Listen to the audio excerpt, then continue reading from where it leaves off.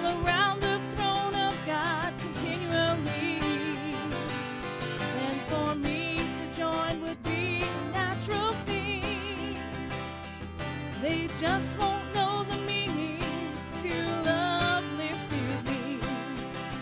It is a song holy angels cannot sing. Amazing grace, how sweet the sound. It is a song holy angels cannot sing. I once was lost, but now I'm found.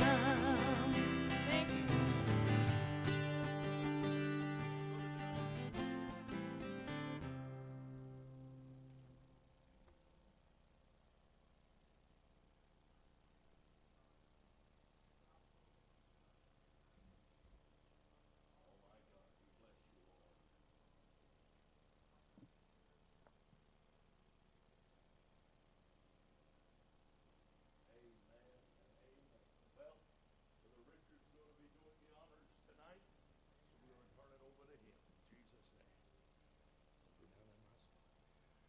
Well, good evening, everyone.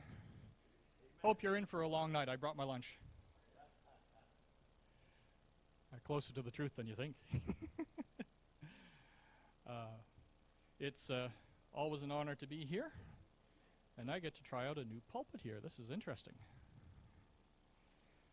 All right. Oh, I guess you should start at the first page instead of the last one. That'll make more sense. Okay, if you have your Bibles, please turn to the book of Daniel, chapter 1. If not, it'll be up on our magic screen.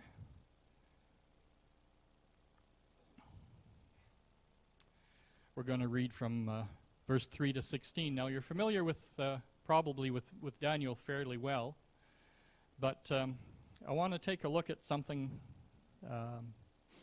that he was involved with in a little bit of a different slant tonight.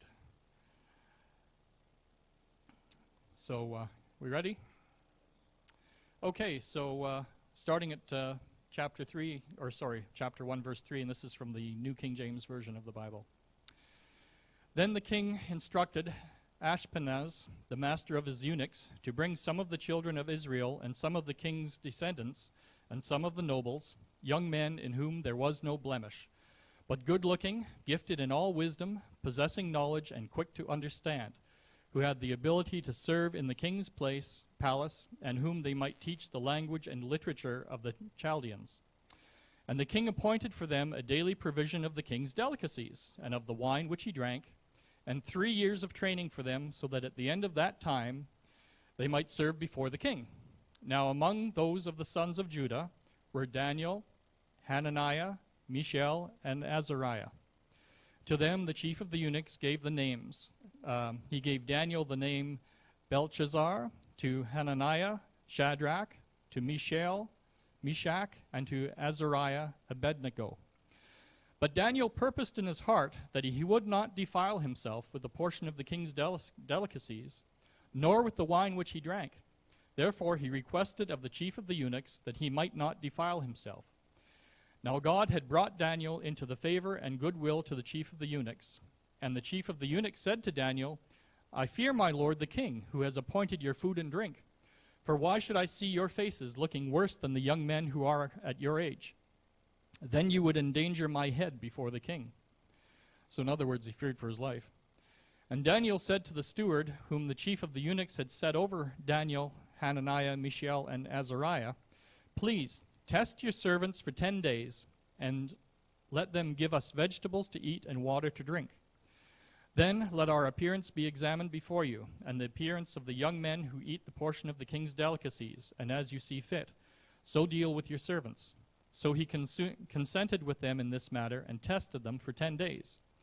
And at the end of 10 days, their features appeared better and fatter in flesh than all the young men who ate the portion of the king's delicacies.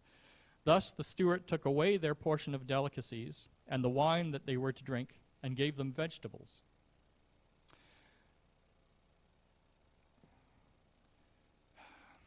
Lord, we thank you for your word. We thank you for your wisdom. We ask you, Lord, that You open up our ears to hear your voice, and you open up our understanding, Lord, for all that you have for us. In Jesus' precious holy name we pray. Amen. So you're familiar with that part of it, but I wanted to highlight things a little bit differently tonight. Firstly, when they chose the young men, in verse 4 it says they were gifted in all wisdom, possessing knowledge and quick to understand.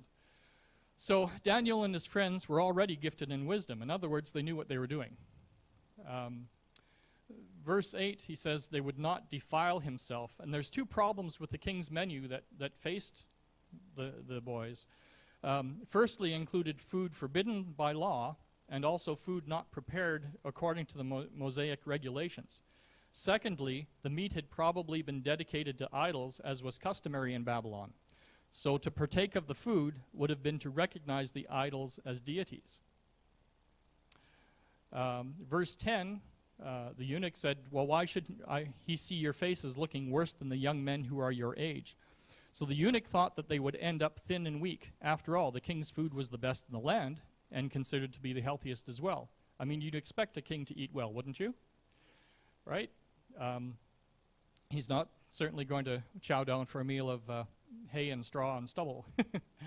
But it's kind of interesting because, Daniel said, well, no, we don't want that food, which again is supposed to be the highest quality. We want to keep with our vegetables and our water. We want to stay away from the wine and the meat that you have, and test us, see if it works. So verse 15, it says, at the end of their 10 days, their features appeared better and fatter in flesh than all the young men. This was no doubt a shock to the eunuch and the rest of the king's servants, as they were sure that Daniel and his friends were eating inferior foods and that they would end up malnourished, sick, and thin. But they knew what they were doing. They knew that the laws that God had placed down, and everything that God does is definitely for a reason, generally for our well-being. So at the end of all that, back to Daniel, verse 18 to 20, now at the end of the days, when the king had said that they should be brought in, the chief of the eunuchs, now the end of the days, this is talking about 3 years now into the future, right? There was the first 10 days, which was their test, which they passed, and now 3 years later, the chief eunuch brings them before King Nebuchadnezzar. Then the king interviewed them, and among them all, none was found like Daniel, Hananiah, Mishael, and Azariah. Therefore they served before the king. And in all matters of wisdom and understanding about which the king examined them, he found them 10 times better than all the magicians and astrologers who were in his realm. Now, 10 times better does not necessarily mean they scored 10, times on the point scale better. The number 10 is sometimes used in the Old Testament as an ideal number of completeness or perfection. So in other words, when he said 10 times better, he couldn't trick them. All the questions that he asked, they were able to answer. So it's kind of interesting there. And again, their diet had something to do with that. And that's actually what I want to concentrate on tonight, is the something that's, I guess dear to most of our hearts, and that's food. I think in a sense Benjamin Franklin said it very well. He said, eat to live, not live to eat. But things have changed a lot, especially in the last 50 years as far as the nutritional value of our foods and lining that up with God's original plan. Adam and Eve received a blessing in Genesis chapter 1, verse 39 and 30. God said, see, I have given you every herb that yields seed, which is on the face of the earth, and every tree whose fruit yields seeds, to you it shall be for food. Also to every beast of the earth, to every bird of the air, and to everything that creeps on the earth in which there is life, I have given every green herb for food. And it was so. So in other words, what was their main diet? Plants. Of course, we've reversed that today. You got 3/4 of your plate with a big steak or something, and then maybe a little vegetables or potatoes if you feel like it, but it's different. But the earth was unfortunately cursed eventually, because in Genesis 4, we have the little incident with Cain and Abel. And God in Genesis 4 Genesis 4 verse 11, God says, "Now you are cursed from the earth, which has opened its mouth to receive your brother's blood from your hand. When you till the ground, it shall no longer yield its strength to you. A fugitive and a vagabond you shall be on the earth." So not only was Cain cursed with a mark and sent to wander the earth for the rest of his life, but the earth itself, the food that he tilled, was also cursed. The ground was cursed. So whereas before in the Garden of Eden, we had Adam and Eve simply walking around plucking what they wanted to eat off of the trees and the shrubbery with their fruit and vegetable supply, which was abundant. And then in the end, we've got Cain, and of course, you know what a farmer's life is like. Every year they have to risk it all. They hope that they're sowing the right seeds in the right field at the right time, and they pray that the weather and everything else is going to cooperate with them. So the result of all this is that our food has become deficient in many crucial nutrients. Over the last 50 years, due to overuse of fertilizers and pesticides, we've depleted our soil of vital ingredients. The vast majority of people are suffering from nutrient deficiencies. Many of these imbalances can directly affect the function of the thyroid gland. One of the thyroid gland's main functions is to regulate weight. So we are all suffering from an obesity epidemic. Nearly 2/3 of North America are overweight and 1/3 are obese. The consequences of this are severe. We have tremendous numbers of people suffering from diabetes, hypertension, cancer, and other chronic illnesses. And in a sense, I really have to apologize to my kids, because we started off fairly well, feeding them the right stuff, but then I got lazy. Fed them all the processed foods and everything else that we shouldn't really eat. Spent most of our time sitting around watching movies instead of outside playing and exercising. And as you know, there's a balance in that, isn't there? There's the food that you eat or don't eat for the nutrition, and there's the exercise that you're supposed to get to keep mobile and keep your muscles going. But I'm concentrating right now mostly on the food part of it. So your thyroid is quite interesting. Your thyroid is a precious gland, and you only have one of them. It's very fragile, shaped like a butterfly at the base of your neck, and highly susceptible to chemicals in your pool, your toothpaste, your drinking water, and even your new car. All sorts of chemicals can hurt your thyroid gland, which is in charge of secreting thyroid hormone. Thyroid hormone affects every cell in your body, and of course you have trillions of those. Thyroid hormone regulates all your activities every second of the day. One of its main duties is to break down what you eat and create energy for you, turning food into fuel. What if your thyroid isn't functioning well? You will obviously be tired. That is why a classic symptom of low thyroid is fatigue, especially morning fatigue. If the fatigue lasts all day, it's a sign of poor adrenal function along with low thyroid. When the thyroid goes down, adrenal hormones go up for a while, and when your adrenals start pumping out excessive cortisol from all your stress, you get inflamed and you can have pain from that. When you have a thyroid gland disorder, it could mean that you have too little thyroid hormone, which is called hypothyroidism, or too much, which is hyperthyroidism. An estimated 20 million Americans suffer from thyroid disease, yet 60% of the people are completely unaware they have it. Women are dramatically more prone to thyroid disease, and some experts estimate that women are 5 to 8 times more likely to develop it compared to men. Thyroid disease is always tied to adrenal fatigue and hormonal imbalances. Some symptoms of a low thyroid: apathy, anxiety, cold hands and feet, concentration difficulties, constipation, depression, disturbed sleep patterns and or insomnia, dry skin, hair fatigue or weakness, hair loss or thinning on head, hair missing on outer edge of the eyebrows, lower eyelashes missing or sparse, heavy menstrual flow, infertility, joint pain, low body temperature, memory problems, migraine, muscle pain, pale skin, reducing the ability to sweat, shortness of breath with little exertion, water retention, weight gain, or difficulty in losing weight. Some of the enemies of your thyroid include soy, which, despite claims, is not healthy for you, gluten, dairy, refined sugar, and artificial ingredients.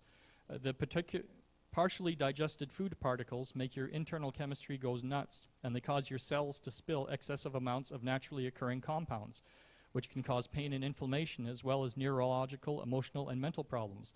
Other poisons include chloride, fluoride, and bromide. Wheat and baked goods used to include iodine up to the early 70s, when for no apparent reason they switched to bromide, and now the baked goods are the enemy of your thyroid as well. Bromide blocks iodine from getting into the thyroid and tricks the thyroid into thinking that it has all it needs. I have a thyroid problem, which I'm curing, and not with pills that the doctor told me I have to take for the rest of my life either, but with eating the proper foods, getting iodine into my system. It's crazy, you know. I mentioned that bromide blocks iodine. In their tests, in their blood tests, they can't tell normally whether it's bromide or iodine you have in your blood. So if they look at it and the levels seem normal, they figure you're okay, but that's not necessarily the case. You'd have to ask for a specific test that would get past that if you really wanted to know. But tell you a little story about myself.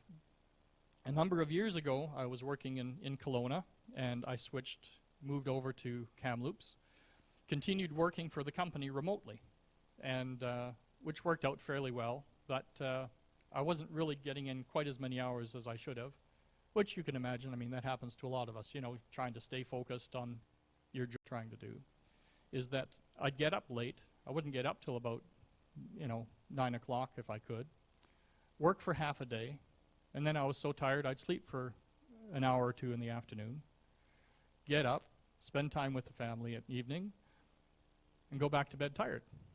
I wasn't really doing anything during the day, though. I found out, and my wife will attest to this, my memory wasn't the greatest. Still struggling with that one a little bit, but it's getting better.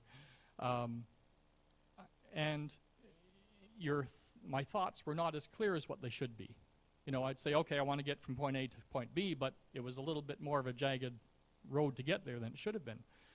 And all of the stuff that I was facing, I didn't discover until we moved back to Manitoba, saw a new doctor, and he tested me, did a standard blood test, and went, oh, you have, your thyroid's not functioning. We need to give you pills. You're supposed to be on a scale of 2 to 4 on this little part that he measures, and I was at 14. So the pills did help, definitely, but again, it's chemical. I had problems with my stomach, with my digestive system, which again is quite common with a lot of people.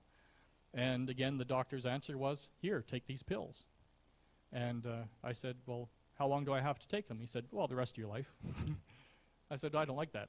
There must be a better answer to that. So by investigating some herbs and stuff, and actually herbal tea, I was actually able to cure my stomach for the most part. And again, it's on the road to health. I'm sharing all this with you for a very simple reason, and that is a lot of people that we know are going through the similar problems. We're struggling with our weight. We have joints that aren't working, that are sore. We've got low energy levels and everything else. And it all boils down to some very simple food changes that we have to make. And I'm going to get into some of the other stuff I have here too. I've got to do this quickly though. Now, normally on a Bible study, you try to have maybe 1.5 to 4 pages of notes. I've got 20. That's why I brought my lunch. So that's okay, I might share. Okay, magnesium is another important chemical. Magnesium is involved with over 300 metabolic processes in our bodies, leading to the mineral being called a master mineral. Magnesium is necessary for the proper transportation of calcium across cell membranes. Calcium needs other nutrients to help get itself into the bone matter. These other nutrients are silica, vitamin D, vitamin K, and as I mentioned, magnesium. Excessive calcium intake has been linked to heart health issues by staying in the bloodstream long enough to calcify into arterial plaque. And if you've ever looked at the little Tums packages and stuff, it says, antacid plus calcium. Why they put that in there, I still don't know. But it's there, and it's actually, as I said, too much of it is not a good thing for you. Minerals are important, more important than vitamins, which actually struggle without minerals.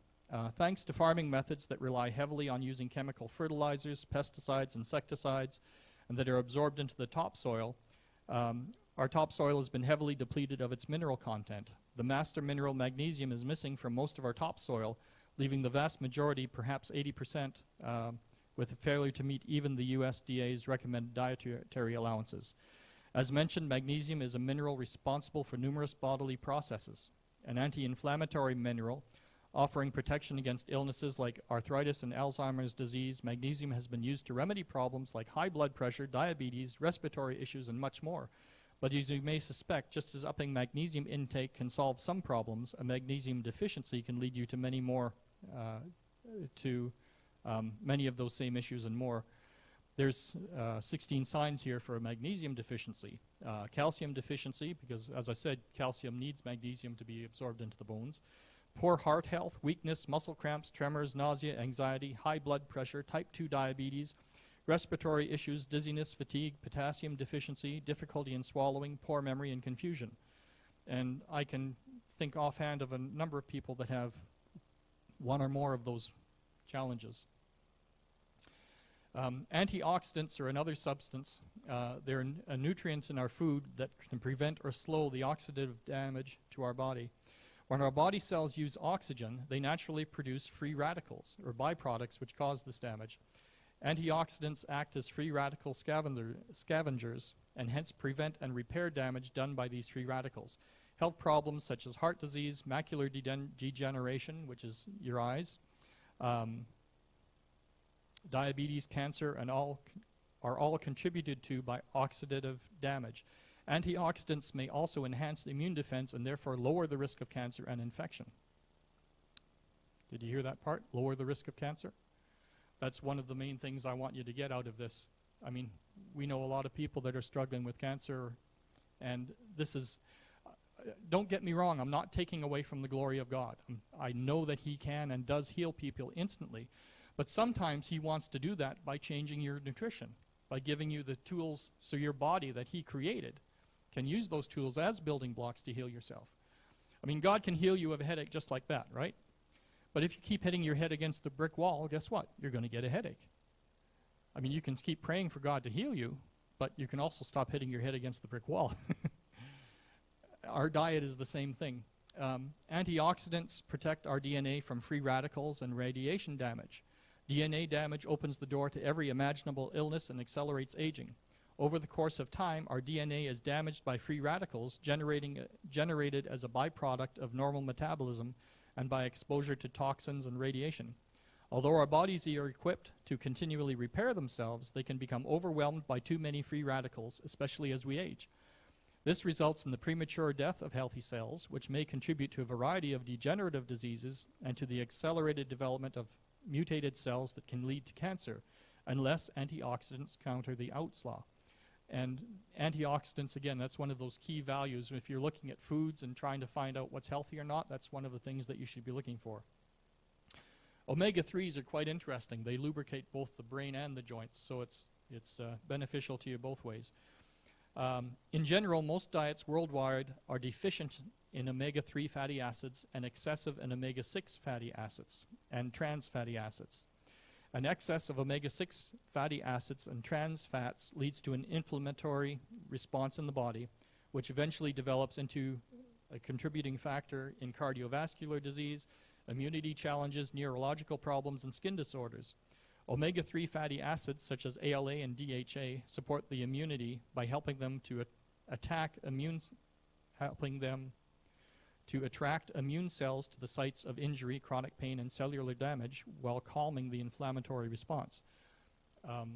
My son, who's in his early 20s, his knees are messed up, and one of his biggest things that he faces is the inflammation that happens, which, you know, your body does naturally because you're in pain. It's trying to help. But again, this helps a bit better. The therapeutic consumption of omega-3 fatty acids has been shown to improve one's mood and cardiovascular conditions.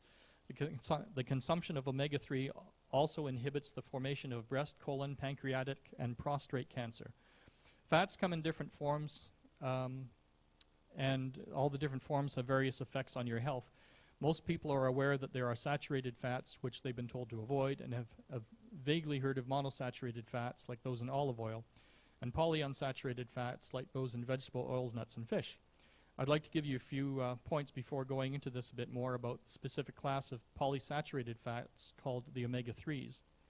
So standard fat saturated fat is not always bad. Some forms of saturated fat, for example, the kind in coconut, are very healthy. While you don't want to overdo it, you also don't need to avoid saturated fat like it's poison. It's not. Have you heard of skinny cow disease? In a coconut processing facility, they had, of course, the leftover pulp or the meat of the coconut and stuff. And there was a farmer also trying to, fatten up his cows and such, and he made a deal with the factory. He said, well, why don't you, give me your coconut waste products, and I'll feed it to my cows and so I can fatten them up. So he did that. And it was a great deal, except for one slight problem. Instead of the cows getting fat, they got skinny. And I don't mean unhealthy skinny, I mean healthy skinny. So it was backfiring on them. Isn't that interesting? So that's how they suddenly discovered, oh, coconuts must be good for you. Trans fat is a metabolic poison, though. It's found in cookies, crackers, baked goods and snacks, donuts, French fries, and most margarines. Regardless of what the label says, if it says partially hydrogenated oil in the ingredients, it's got trans fat. So don't eat trans fats, period. Monosaturated fat is found in nuts and olive oil, and that's the good stuff, and it's heart healthy for you. Polyunsaturated fats come in two flavors, omega-6s and omega-3s. And while there are some health benefits to omega-6s, we generally get too much of the omega-6s and not enough of the omega-3s. So what exactly do the omega-3s do, and what do we need them in the first place? Well, let's start with the cell membranes. Omega-3s are incorporated into cells, making their membranes more fluid so that they can communicate with one another. This means, for example, that feeling good neurotransmitters like serotonin and dopamine can get in and out of the cells more easily, translating to a better mood. In fact, omega-3s are currently being studied for their positive effects on depression. They're also being studied for the impact on behavior, feeling, and thinking. Nearly every study of behavior problems, from the simple lack of concentration to actual aggressive behavior in prison inmates, has shown that people with these problems have low levels of omega-3 fats in their bloodstream. Isn't that interesting? Omega-3s in fish have significant effect on the developing brain of a human fetus. Since the baby's brain is about 60% fat by weight, and since most of the fat is DNA, which is DHA, which is the very omega-3 found in fish, taking fish oil or getting healthy wild fish is one of the absolute best things a pregnant woman can do for her developing baby. Fish truly is brain food. So thanks, Mom.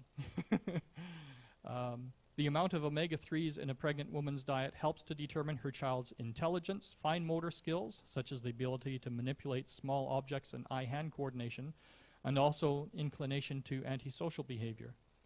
All that from omega-3s.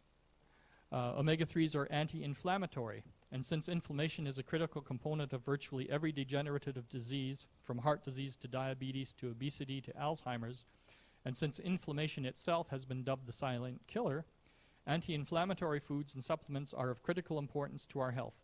Omega-3s also support circulation. They transport oxygen from red blood cells to the tissues. They prevent blood cells from clumping together. And remember, blood clots can be a major cause of heart attacks and stroke. They act as a blood thinner, much like aspirin, only without the side effects. And again, I know a lot of people that have been told, take aspirin, to thin out your blood. And of course, you end up with a messed up stomach because aspirin isn't good for your stomach. There are two real culprits in the obesity crisis. One is the fast-acting carbs and sugars that we have in the breads, cereals, pastas, desserts, cakes, rolls, crackers, and fast food, which of course I love to eat, and I gotta change that. And then the obscenely large portions of everything else. So portion control is also very important. If you do nothing else, give yourself a smaller plate for supper and cut down on the food that you're eating. That does an amazing thing right there. One of the omega-3 fatty acids is called DHA. And the deficiency of DHA has been correlated to ADD symptoms, Alzheimer's, arthritis, autoimmune conditions, cardiovascular disease, depression, low brain serotonin levels, neurosis, postpartum depression, and skin disorders. The therapeutic consumption of omega-3 fatty acids has been shown to improve one's mood and cardiovascular conditions. The consumption of omega-3 also inhibits the formation of breast, colon, pancreatic, and prostate cancer. All that from omega-3s. Now, there's also a huge difference between um, domesticated salmon and wild salmon. The wild salmon live their life, well, most of their life in the ocean, where they're getting all the nutrients and such.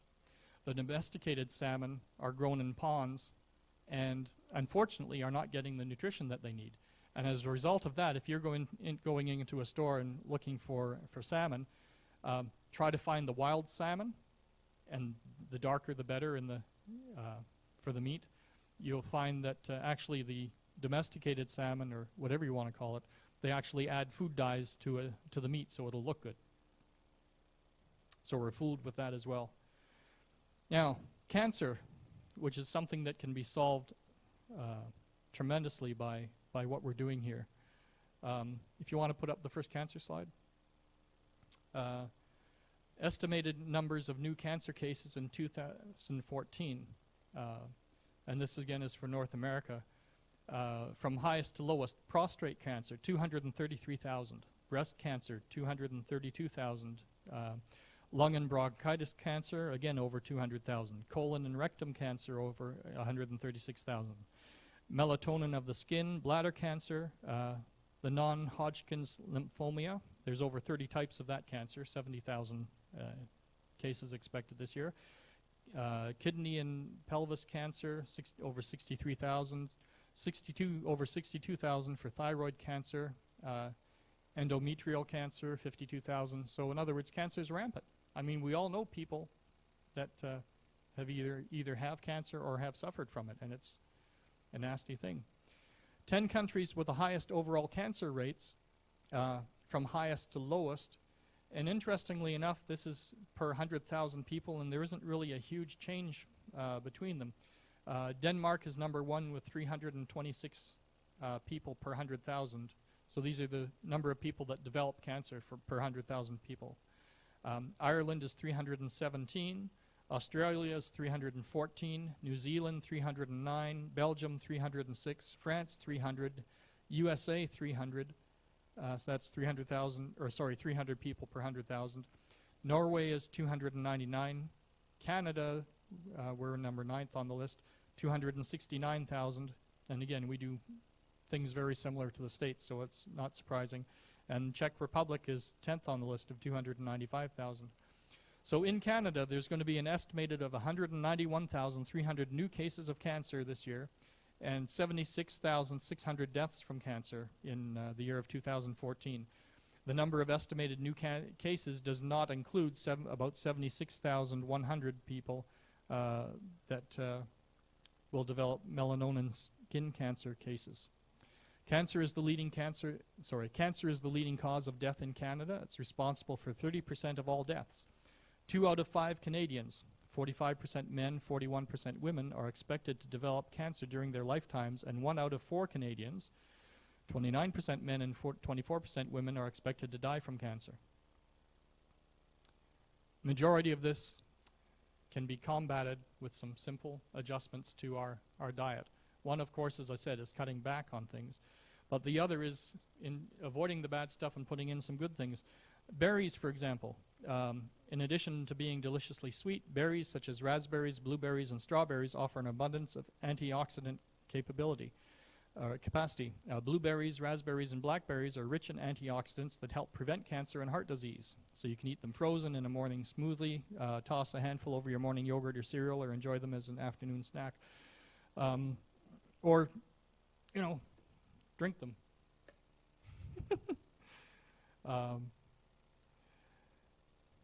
I had that one yesterday. It was good. Broccoli. Broccoli, interestingly enough, is is extremely good for you. Broccoli definitely takes the gold medal for the most nutritious vegetable. This vegetable contains more vitamin C than an orange, and it has more calcium than a glass of milk.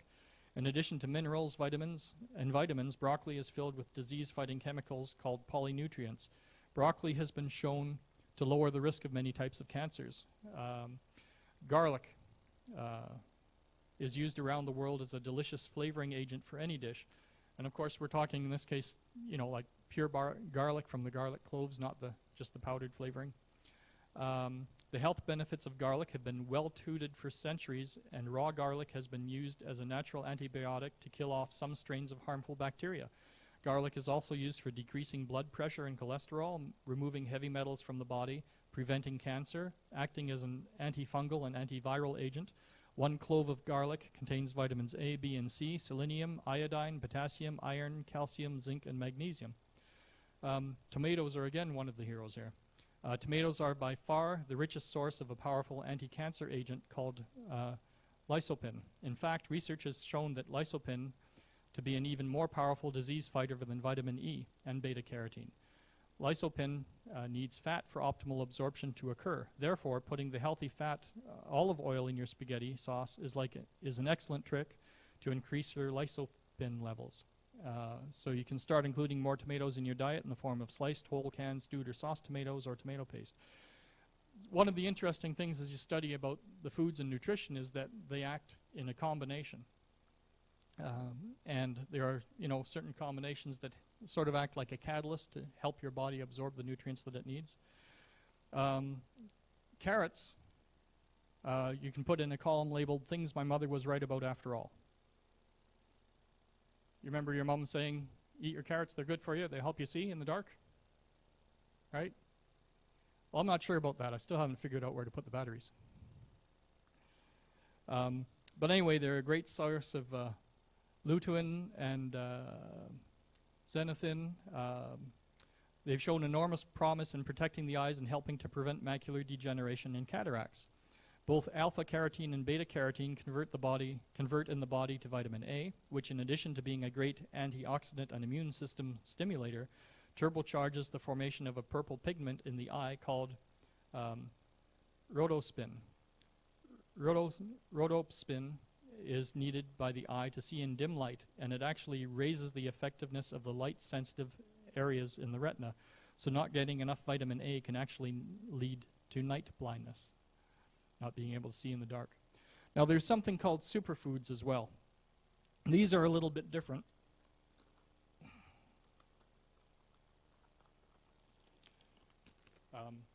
It's a bag of goji berries. I'll show you all this stuff later if you want to see it at the back. So superfoods, they're called this because they include foods that have a dozen or more unique properties, not just one or two. For example, the goji berry is a source of complete protein, immune stimulating polysaccharides, liver cleansing, betaine, anti-aging, antioxidants, over 20 trace minerals, and much, much more. Superfoods are both a food and a medicine. They have elements of both. They are a class of the most potent, super concentrated, and super rich foods on the planet. They have more bang for the buck than our usual foods. Extremely tasty and satisfying superfoods have the ability to tremendously increase the vital force and energy for one's body. They are the optimum choice for improving overall health, boosting the immune system, elevating serotonin production, and cleansing and alkalizing the body. Superfoods meet and exceed all our protein requirements, our vitamin and mineral requirements, essential fatty acid requirements, immune system requirements, and so much more. Consuming superfoods makes it dramatically easier to achieve your ideal weight. What you can do now, I mean, probably all of us have tried at least to go on one diet. Generally in our house, when my wife says, well, okay, we're going to go on a diet, but before we do that, let's just have one last kick at the cat. Next thing I know, I've gained 5 pounds and there's still no diet. But making a major change to the food that you eat is, of course, a challenge. And most people fail at it because they're used to eating what all their friends are eating and such. But what we can do with the superfoods is have that for breakfast, or at least one meal of the day. Supercharge your body, give it the nutrition that it needs, and then you can eat the other foods that aren't, supercharged, but they're still at least not bad for you, and such. That's my theory on it anyway. Now the goji berry is interesting. It's an adaptogen, which is a term used in the world of medical plants to describe a substance with a combination of therapeutic actions on the human body. Adaptogen invigorates and strengthens the system while helping the body to deal more easily with stress. It supports the adrenal glands. In the Chinese medical system, the goji berry is known to harmonize and increase the energy of the adrenals, the kidneys, resulting in enhanced stamina, strength, and longevity. Overall, goji berries boost immune function, increase alkalinity and vitality, provide liver protection, improve eyesight and blood quality, deliver anti-aging components, and possess a number of additional outstanding qualities. Goji berries are perhaps the most nutritious berry on the planet. They taste delicious. They're well balanced for nearly all body types, blood types, and metabolisms. They're a complete protein source and contain 19 different amino acids, which is on par with bee pollen. Bee pollen is actually, again, one of the superfoods, but you have to get, again, the organic bee pollen that hasn't been processed to death with all the nutrition taken out. It's also got all 8 essential amino acids. Goji berries can contain 21 or more trace minerals. Main ones are being zinc, iron, copper, calcium, germanium, selenium, and phosphorus, as well as vitamins B1, B2, B6, and vitamin E. Goji berries are some of the highest antioxidant-containing foods in the world. They typically contain 2 to 4 times the amount of antioxidants found in blueberries. So again, that's the difference between the superfoods, is that they contain a concentration of what we need. That's why you can get away with eating a little bit of it instead of a lot. Now this, for example, this gives me 10% of my daily copper intake. So you know what that means? I'd have to drink 10 of these to get my copper. And if you actually start thinking about it, looking at the sides of these, even though a lot of them are healthy, iron is 6%, calcium is 2. Okay, so 2%. That means I need to drink 50 of these to get my calcium for the day. You know, it's not quite going to work for me. Okay, I'm going to skip over a bunch of stuff here because I know you're not used to this part. Chocolate. Chocolate. Yeah, I got a yay for that one. I have good news and bad news on chocolate. The original chocolate is called cacao. And here it is in its raw form. A little bit bitter, but not that bad. Of course, you can mix it with things. Okay, whatever. It has been and always will be, would you believe, nature's #1 weight loss and energy food. I don't hear that about chocolate bars, though, do you? No. Cacao is the seed or nut of a fruit of an indigenous American jungle tree. Interesting history here I'm going to share with you. In 1753, Carl Linnaeus, the 18th century Swedish scientist, thought cacao was so important that he named the genus and species of the tree himself, Theobroma cacao, or cacao, the food of the gods. Cacao beans were so revered by the Mayans and Aztecs that they used them instead of gold as money. That gives a whole new meaning to your kid eating you out of house and home, doesn't it? Kids eat your money. When political turmoil caused Cortes to return to Spain in 1528, he brought with him precious minerals, agricultural goods, and most likely cacao beans. Cortes was probably the first to bring chocolate to Europe, and the world would never be the same. About the cacao drink, he wrote that it was the divine drink which builds up resistance and fights fatigue. A cup of this precious drink permits a man to walk for a whole day without food. Cacao spread from the royal court of Spain into France, Holland, England, Belgium, and Italy, and eventually across all of Western Europe. It was the Europeans who combined cacao with refined cane sugar. The Native Americans always preferred the bitter chocolate, and we now know that refined sugar draws minerals out of the body, causing blood sugar disorders, dehydration, and is highly addictive. So that means with the refined sugar in chocolate bars, it's actually a negative nutritional value. Instead of putting nutrition into your body, it's sucking it out. Okay, we now know that refined sugar draws minerals out of the body, causes blood sugar disorders, dehydration, and is highly addictive. Sugar, with all its attentive dangers, lowered the medical value of the chocolate sold in Europe and altered the spirit of cacao's original healing properties. The raw cacao bean is one of nature's most fantastic superfoods due to its mineral content and wide array of unique properties. Since many of the special properties of cacao are destroyed by cooking, refining, and processing, the benefits of this food are still unknown to most of us.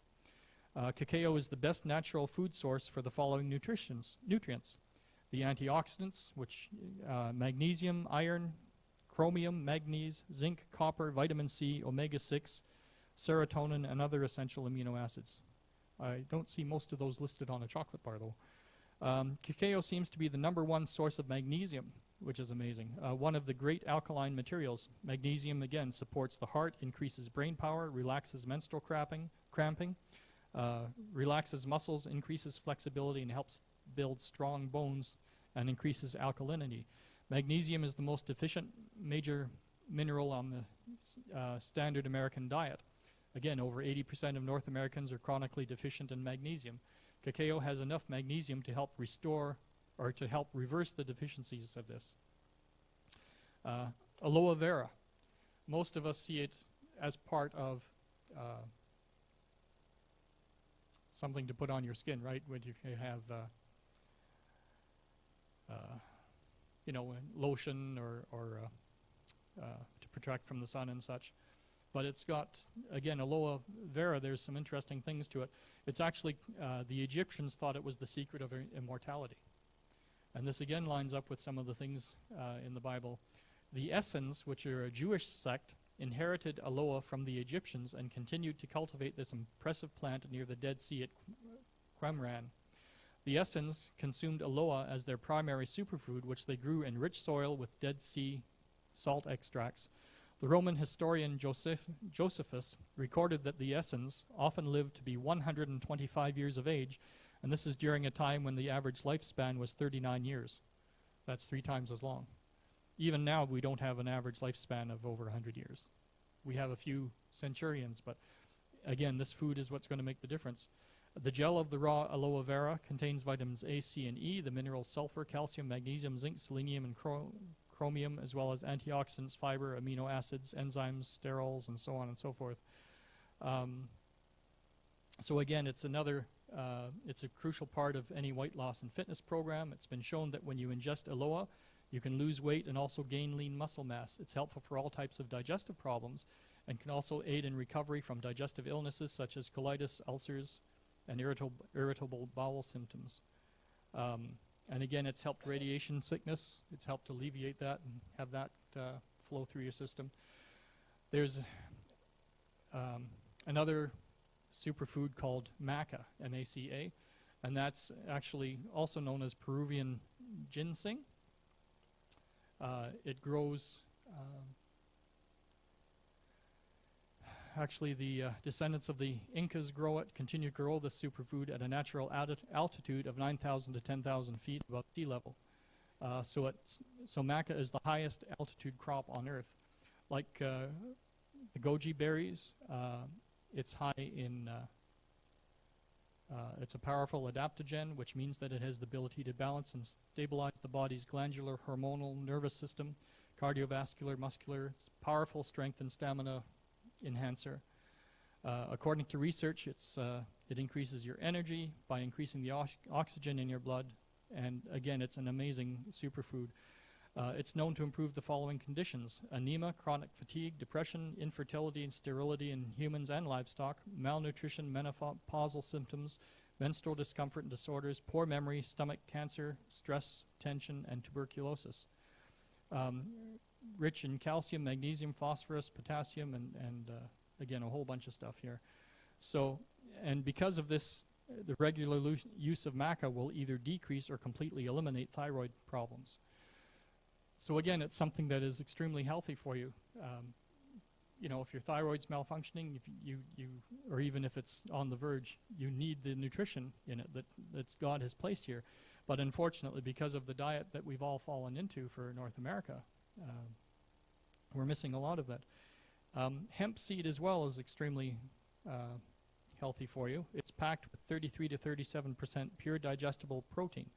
Raw hemp seed with all their original life force energy and enzymes intact. It's one of nature's richest sources of protein. Only algae such as spirulina beats that for protein. Quick little blurb about the history of hemp. Originally, it was grown all the time. As the Gutenberg printing press, the first thing he printed was the Bible. And guess what? It was on paper made from hemp.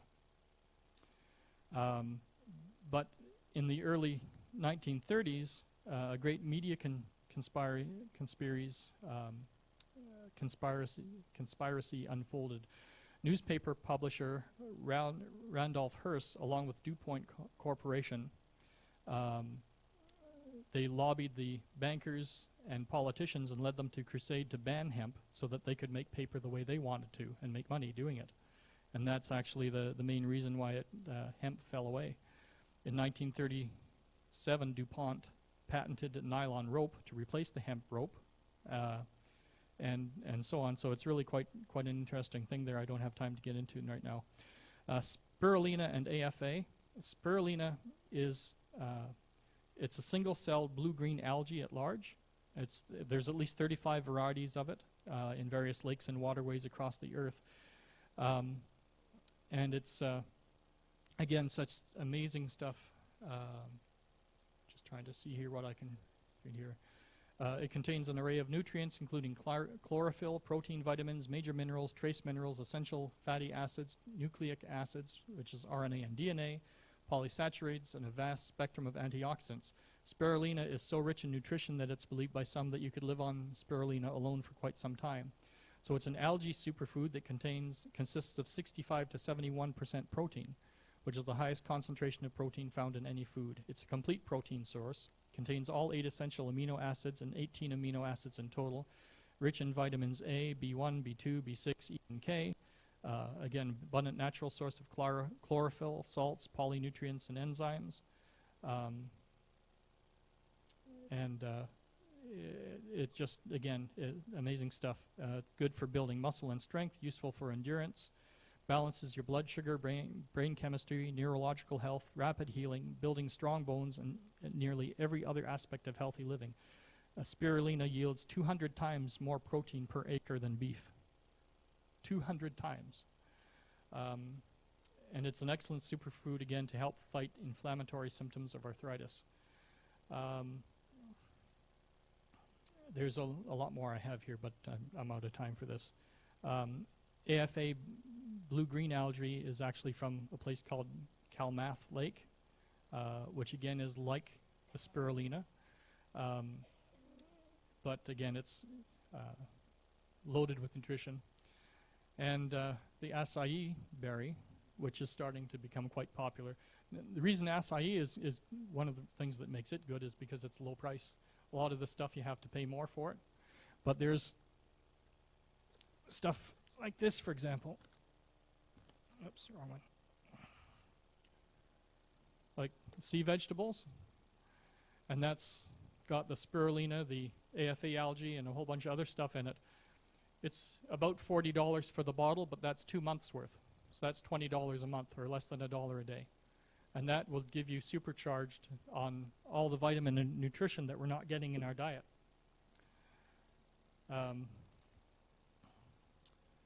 So, again, excellent source of dietary fiber for ASEA. Rich in minerals, fights cancer. Everything here that I mentioned to you fights cancer because of the antioxidants and minerals that are in it. So all these benefits add up as a superfood that's great natural energy booster, helps promote healthy cardiovascular system, supports the creation of healthy, smooth skin, improves endurance, muscular development, assists with digestive health, increases the power of our immune system, and allows our body to more swiftly rejuvenate. And I want to bring this back to the Bible, of course. In John 15, verse 1, Jesus says, "I am the true vine, and my Father is the vine dresser." Over to verse 4, it says, "Abide in me and I in you. And as the branch cannot bear fruit of itself unless it abides in the vine, neither can you unless you abide in me. I am the vine and you are the branches. He who abides in me and I in him bears much fruit, for without me you can do nothing." And of course we've all heard about the fruit of the Spirit, but that's again another Bible study. I don't want to keep you here for 3 more hours, so we'll stop at that one. But I want you to think about this very seriously, because God has given your body the building blocks that it needs to be healthy. Yet, fool that I am, I've been avoiding them a lot of times. But over the last little bit, especially if you open your eyes and you see how many people around are suffering from sore joints and cancer and you know, everything that is happening to us, there has to be a way to help people like that. And definitely continue to pray for them. Because prayer works. It's as simple as that. But God may heal them miraculously, or he may heal them by turning their attention into the food that they're eating. The stuff that's bad for you, like Coke and Pepsi, which actually destroys your bones. I mean, the whole soft drink industry, and I'm guilty of this as much as anyone else, right? You've got a choice between the sugar and the sugar-free. So what's the choice? Sugar to put on weight, or the sugar-free that causes cancer? Oh, great choice. You know, and if I were to give you offer you arsenic, you probably wouldn't take it, right? Because it's poison. Well, what if I put sugar with it? Well, arsenic's still a poison. The sugar doesn't change that. And it's the same thing with the processed foods and, again, all the stuff that we beat up our bodies with. So if you want my notes on this, because I unfortunately had to go through it rather quickly, I'll have a sheet back there. You can sign up and I'll either email it or print it up for you. This is the start of it, but again, there's so much out there. We could spend a whole week on this, but I know that's not what we're here for. But I encourage you, be healthy, both spiritually and physically, because if you're not healthy physically, it's going to be hard to help somebody else as well. So thank you for that. And Pastor, did you have anything? No? Okay. We'll dismiss us in prayer then. Lord, I thank you for this glorious day, and I thank you, Lord, for everything that you've put on this earth for our purpose, for the good of our bodies, Lord. I thank you, Lord, that you heal us not only physically but spiritually and mentally as well, both through the grace and the glory of your strength and your healing spirit, as well as the items that you've put here, Lord, and the doctors and everyone else that can be of benefit, Lord, that follows your wisdom. I thank you, Lord, for all that you are and all that you do for us, and I pray that we can be your embassy, Lord, and to reach out to others and to help them as well, as you would have us do. In Jesus' precious holy name we pray. Amen.